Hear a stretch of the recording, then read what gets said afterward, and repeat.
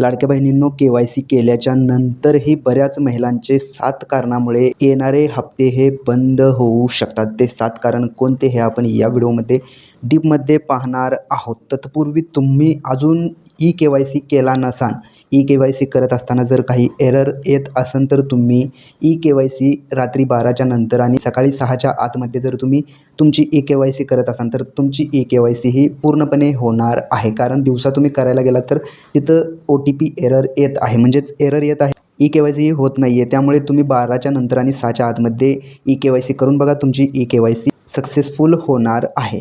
आता आपण पाहूयात की लाडकी बहीण योजनेत KYC केल्यानंतरही कोणाकोणाचे पैसे बंद होऊ शकतात. तर ते 7 कारण आहेत. त्यामधलं पहिलं कारण, आधार कार्डमध्ये जर छेडछाड केली असेल, म्हणजेच तुम्ही आधार कार्डमध्ये वय, नाव यामध्ये जर बदल केला असेल तर तुमचा हप्ता हा बंद होऊ शकतो. 2 नंबरचं तुम्ही पाहू शकता, वार्षिक उत्पन्न जर तुमचं 2.5 लाखापेक्षा जास्त असेल तरीसुद्धा तुमचे येणारे हप्ते हे बंद होऊ शकतात. 3 नंबरला, एका घरातील अनेक महिलांनी फॉर्म भरलेले असतील तर त्या केसमध्ये सुद्धा त्या घरातील महिलाचा 2पेक्षा जर जास्त महिला, 2पेक्षा म्हणजेच एक विवाहित आणि एक अविवाहित, या 2 महिला सोडून जर तिसरी महिला असेल तर त्यापैकी एका महिलेचा लाभ हा बंद होणार आहे. नंतर तुम्ही पाहू शकताय, कुटुंबातील सदस्य जर आयकर भरत असेल तरीसुद्धा लाडक्या बहिणीचा हप्ता तुम्हाला मिळणार नाही आहे.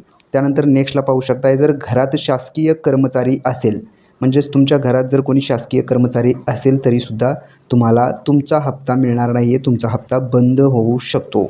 त्यानंतर घरात जर 4 चाकी वाहन असेल तरीसुद्धा तुम्हाला हप्ता मिळणार नाही आहे, तुमचा हप्ता बंद होऊ शकतो.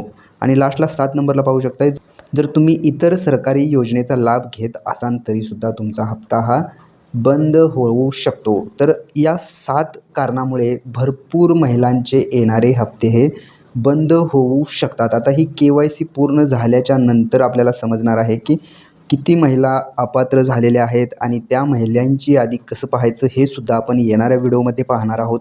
त्यामुळे तुम्ही जर का आपल्या चॅनलवरती नवीन आला असाल तर सर्वात पहिलं आपल्या चॅनलला सबस्क्राईब करून बेल आयकॉन दाबायला विसरू नका. चला तर मग भेटूयात पुढील व्हिडिओमध्ये. धन्यवाद मित्रांनो.